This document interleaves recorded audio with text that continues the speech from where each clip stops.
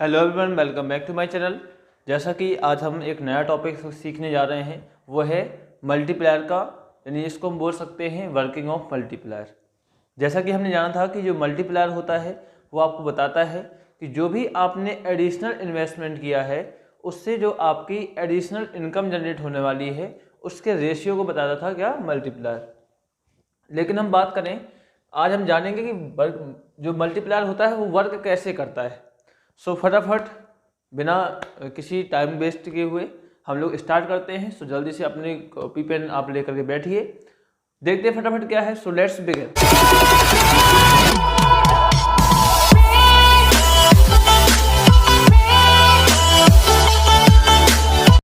फटाफट देखते हैं। मल्टीप्लायर का जो वर्किंग होता है उसका फॉर्मूला आपने देखा था कि जो भी हम लोग एडिशनल इन्वेस्टमेंट करते हैं उससे जो आपकी एडिशनल इनकम क्रिएट होती है उसको हम लोग मल्टीप्लायर बोलते थे। लेकिन ये मल्टीप्लायर हमने देखा था कि जैसे आप लोग मान लीजिए आपका मल्टीप्लायर की वैल्यू 5 है, आपने 10 का इन्वेस्टमेंट किया, तो यहाँ से इसका मतलब है जो एडिशनल इन्वेस्टमेंट जनरेट करने से जो आपकी इनकम जनरेट हो रही है यानी 5 टाइम्स हो रही हो, यानी 50 इनकम जनरेट हुई। तो हम देखते हैं कि एक्चुअल में जनरेट होती है, समझते हैं एक बिल्कुल डिटेल कॉन्सेप्ट में। यहाँ पे हमने दे रखा है इफ इंक्रीज इन इन्वेस्टमेंट, अगर आपका इन्वेस्टमेंट में इंक्रीज होता है तो इंक्रीज इनकम भी आपकी इंक्रीज होगी। यह आपका मल्टीपल टाइम्स में सीखा था, यानी आपका अगर इन्वेस्टमेंट बढ़ रहा है तो आपकी इनकम भी बढ़ेगी और मल्टीपल टाइम्स बढ़ेगी। ये हमने आपको मल्टीप्लायर के माध्यम से सिखाया था। इट इज़ नोन एज, इसी को हम लोग क्या बोलते हैं, फॉरवर्ड वर्किंग ऑफ मल्टीप्लायर, यानी आगे की ओर। फॉरवर्ड वर्किंग मतलब है कि आपको इसमें पॉजिटिव वर्किंग जो देखने को मिल रहा है वही आपका फॉरवर्ड वर्किंग कहलाता है मल्टीप्लायर का। जो मल्टीप्लायर होता है वो सिंपल एक कॉन्सेप्ट है, उस पर काम करता है। क्या थ्योरी देखते हैं, multiplier work on simple theory that's, हम जानते हैं कि अगर हम ज़्यादा कंजप्शन करेंगे तो मल्टीप्लायर भी ज़्यादा होगा। जैसा कि आपने एक फॉर्मूला पढ़ा था मल्टीप्लायर का, वो था 1 माइनस MPC। इसका मतलब MPC की वैल्यू जितनी हायर होती है इसका मतलब है कि हम लोग उतना ही ज़्यादा एडिशनल इनकम का कंजप्शन कर रहे हैं। आपने MPC के बारे में पढ़ चुके हैं कि जैसे मान लीजिए हमारी एडिशनल चेंज इन इनकम मान लीजिए कुछ है, तो हमने MPC की फॉर्मूला यहाँ से पढ़ा था ना। मान लीजिए आपकी एडिशनल इनकम 100 हुई और आपने अगर उसका 80 कंज्यूम कर लिया है तो यहाँ पे आपकी MPC 0.8 आएगी। इसका मतलब है कि हायर MPC आपका शो करता था कि हायर रेट ऑफ कंजप्शन आपका इकोनॉमी में हो रहा है, और हायर MPC होने का मतलब है कि हायर मल्टीप्लायर की वैल्यू। जितना आप ज़्यादा कंजप्शन करोगे मल्टीप्लायर भी उतना ही ज़्यादा आने वाला है, यानी निकलने वाला है। आपकी एडिशनल इन्वेस्टमेंट से उतनी ही ज़्यादा इनकम जनरेट होने वाली है। तो हमने इसके लिए ये जो आपका सिंपल थ्योरी थी, इस सिंपल थ्योरी को और सिंपल बनाने के लिए आपको एक डायग्राम यानी टेबल और डायग्राम के माध्यम से हम समझेंगे क्या ये एक्चुअल में मल्टीप्लायर काम करता है या किस मेथड पे काम करता है। हमने यहाँ पे एज्यूम माना है कि मान लीजिए एडिशनल इन्वेस्टमेंट आपका कितना है, 20 करोड़ का है, और MPC है आपकी 0.5 करोड़, 0.5 है, करोड़ में नहीं, MPC वैल्यू 0.5 दे रखी है। इसका मतलब है हम पहले जानते हैं यहाँ पे एक्चुअल में MPC से हम जानना चाहिए कि हमारी MPC से मल्टीप्लायर कितना होगा, और मल्टीप्लायर से अगर मल्टीप्लायर की वैल्यू मालूम चल जाती है तो फिर हमारा 20 करोड़ के इन्वेस्टमेंट पे, एडिशनल इन्वेस्टमेंट पे इनकम कितनी जनरेट होनी चाहिए। तो फटाफट हम यहाँ पे क्या करते हैं, मल्टीप्लायर की वैल्यू निकालते हैं। हमने देखा कि हमने यहाँ पे ये एज्यूम लिया है, ठीक है ना। एज्यूम लेने क्योंकि समझने के लिए हमें एक एजम्पशन माना है, वो ये है कि MPC मान लीजिए आपकी 0.5 दे रखी है। हमने यहाँ दे रखा कि MPC आपकी 1 माइनस 0.5 लिखोगे तो यहाँ पे मल्टीप्लायर आपका आएगा 1 में 0.5 माइनस 0.5 आ जाएगा, पॉइंट हटाओगे 0 बढ़ जाएगा, 5 2 जा 10। इसका मतलब है कि आपकी मल्टीप्लायर की वैल्यू 2 है, तब आपका जो आपका एडिशनल इन्वेस्टमेंट अगर 20 होता तो आपकी इनकम कितनी जनरेट होती। हमने एक मल्टीप्लायर का और भी फॉर्मूला पढ़ा था कि additional income divide by additional investment. यहाँ पे मल्टीप्लायर आपको हमने 2 निकाल ही लिया है तो हम मल्टीप्लायर वैल्यू 2 रख देते हैं। एडिशनल इनकम आपको निकालनी है, इन्वेस्टमेंट आपका 20। जैसे आप 20 को उस तरफ भेजोगे यानी आपका यहाँ पे जो आंसर आने वाला है डेल्टा वाई इक्वल, इस 20 को उस तरफ भेज दोगे इंटू में 20 हो जाएगा। इसका मतलब 22 या 40। यहाँ पे जो वैल्यू निकल के आई है, आपको यहाँ पे देखना है कि जो हमारा एडिशनल इनकम निकल के आया है 20 इन्वेस्टमेंट के साथ लगभग वो 40 हो रहा है। यानी आप अगर 20 इन्वेस्ट करते हो एडिशनल इन्वेस्टमेंट, तो आपकी जो वहाँ से इनकम जनरेट होने वाली है वो 40 होगी, लगभग डबल हो रही है। तो हमें इसको समझते हैं टेबल के माध्यम से, क्या एक्चुअल में किस प्रकार से ये मल्टीप्लायर वर्क करता है।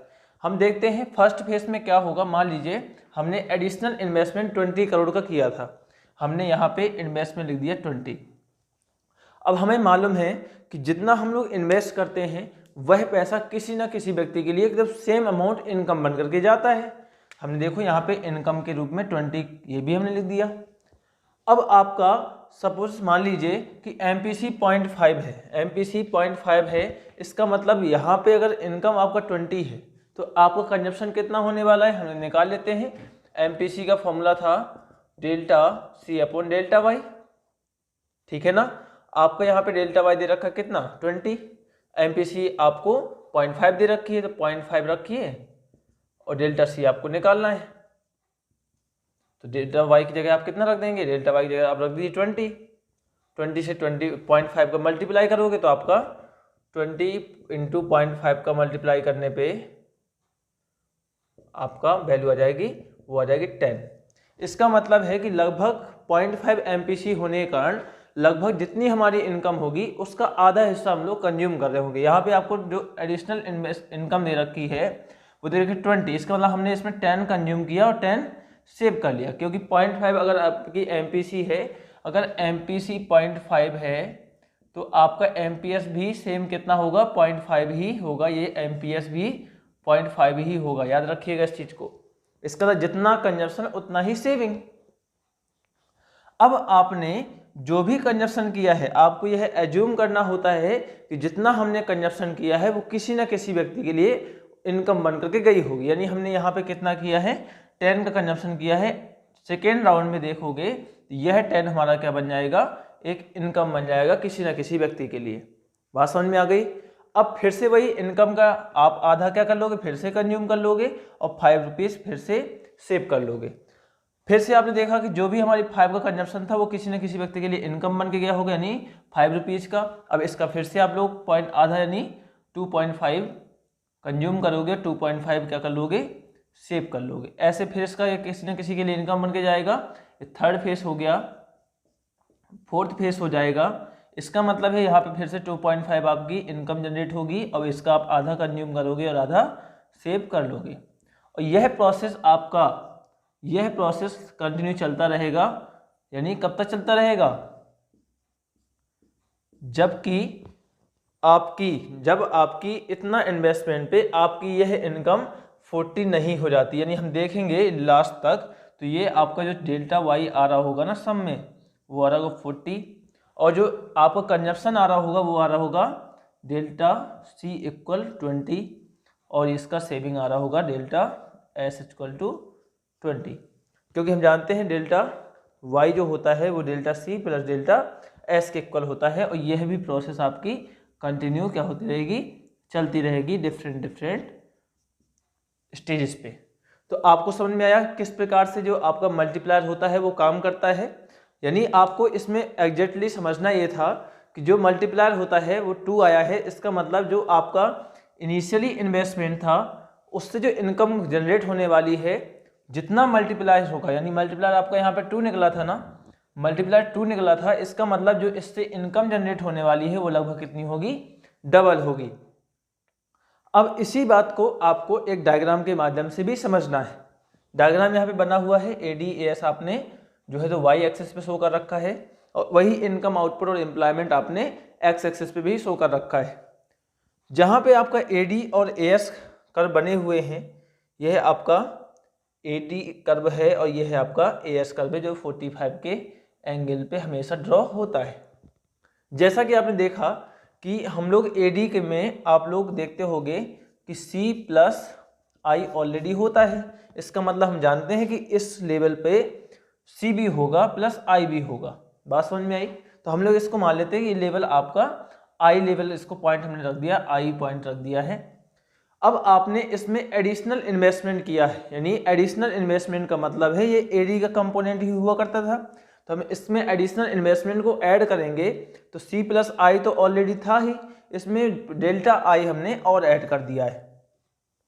अब डेल्टा आई के ऐड करने से लगभग 20 की वैल्यू और इंक्रीज हो जाएगी, इसका मतलब एडी कर्व हमारा थोड़ा सा ऊपर की ओर शिफ्ट हो जाएगा। बात समझ में आ रही होगी। तो यहाँ पे देख रहे थे कि पहले हमारा इक्विलिब्रियम पॉइंट ये ई था, और जैसे ही हमारा एडिशनल इन्वेस्टमेंट डेल्टा आई बढ़ गया है तो हमारा इक्विलिब्रियम पॉइंट भी नया बनकर के E1 बन गया है, जिसको जो दिखाता है कि हमारा इतना इन्वेस्टमेंट बढ़ाने से हमारा इनकम लेवल भी इतना इंक्रीज हुआ, यानी हमारा नया जो लेवल है इनकम का वो OM से OM1 हो गया, यानी नया इक्विलिब्रियम यानी इनकम लेवल कितना बन गया है आपका OM, यानी यहाँ से लेकर के यहाँ तक का इनकम लेवल इंक्रीज हुआ है। ये किसके कारण हुआ है? जो हमने एडिशनल इन्वेस्टमेंट किया था। बात समझ में आ रही होगी। डायग्राम बहुत आसान है, लेकिन बात आती है इसको आप कैसे एक्सप्लेन करोगे, क्योंकि यह आपका टर्म 2 के एग्जाम के पॉइंट ऑफ व्यू से लगभग 4 मार्क्स का क्वेश्चन तय है। आप समझिए कि जो वर्किंग ऑफ मल्टीप्लायर होता है या तो यहाँ से क्वेश्चन आता है या आपका AD और AS अप्रोच से जो आपकी एक्सेस डिमांड डेफिशिएंट डिमांड का क्वेश्चन होता है वो आता है, या इसका न्यूमेरिकल आता है। तो आपको इस टॉपिक का बिल्कुल रट के जाना है, एक एक स्टेप कैसे सिंपलेस्ट वे में सॉल्व करने हैं वो मैंने आपको सारे करा दिए हैं। आप लोग नोट्स बनाते जाइए और एक एक पॉइंट को आप लोग रिकॉर्ड भी करिएगा। इसको लिखोगे कैसे? फर्स्ट पॉइंट लिखना है कि economy is at equilibrium at point ई। जो हमारी इकोनॉमी है वो ई पॉइंट पे इक्विलिब्रियम पे, जहाँ पे फुल एम्प्लॉयमेंट की सिचुएशन होती है। सेकेंड पॉइंट लिखना है कि जिस इक्विलिब्रियम की बात कर रहे हैं वहाँ पे आपका जो इनकम लेवल है वो कितना है, ये OM लेवल का इनकम लेवल चल रहा था, ठीक है, इक्विलिब्रियम की कंडीशन में। फिर थर्ड पॉइंट देखा है कि विद एडिशनल इन्वेस्टमेंट, जैसे हमने एडिशनल इन्वेस्टमेंट आई किया तो जो हमारा इक्विलिब्रियम लेवल है वो ई पॉइंट से E1 पॉइंट पे शिफ्ट हो गया है, जो कि नए AD कर्व यानी AD1 कर्व पे देखने को मिल रहा है। यानी ये AD कर्व था, ये नया AD कर्व बन गया है, जिसका नाम हमने रख दिया है AD1, यानी नया इक्विलिब्रियम पॉइंट हमारा E1 हो गया है, जो कि AD1 कर्व पे मिलेगा। With additional investment delta I equilibrium shift to AD1, equilibrium shift to AD1 on AD1, sorry equilibrium shift to E1 on AD1 curve पे, AD1 कर्व पे आपका E1 जो पॉइंट है वह आपका नया इक्विलिब्रियम पॉइंट बन चुका है। फिर आप देखोगे कि जो आपको फोर्थ पॉइंट दे रखा है कि E1 एट OM लेवल, जो आपका ये नया इक्विलिब्रियम पॉइंट बना है वो OM1 लेवल ऑफ इनकम पे है, जो आपका नया इक्विलिब्रियम पॉइंट बना हुआ है, ठीक है। तो ये आपको कुछ एक्सप्लेन करने के पॉइंट होते हैं।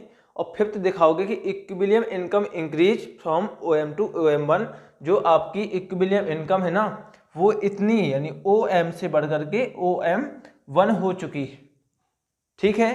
तो आपको समझ में आया होगा कि हमारी इतनी डेल्टा आई चेंज करने के कारण हमारा इनकम में भी कितना चेंज आ रहा है, लगभग 20 के कारण 40 के चेंज करने को आ रहा था। देखिए तो आपका ये है, इसका डबल यहाँ पे चेंज देखने को मिल रहा है, यानी इतना और इतना डबल देखने को मिल रहा है।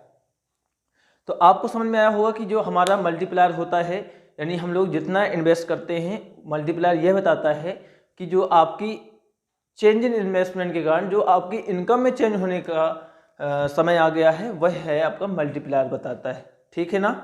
तो उम्मीद है कि यह वीडियो आपको समझ में आया हो गया, ठीक है।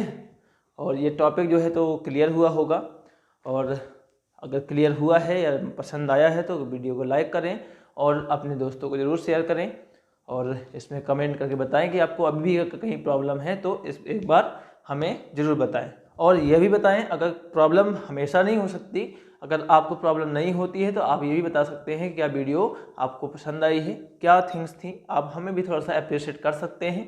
थैंक यू, आज के लिए इतना ही। मिलते हैं नेक्स्ट पार्ट के साथ, जो कि इसकी मोस्ट प्रैक्टिकल क्वेश्चंस होंगे। देखते हैं, मिलते हैं, जब तक के लिए bye bye all of you.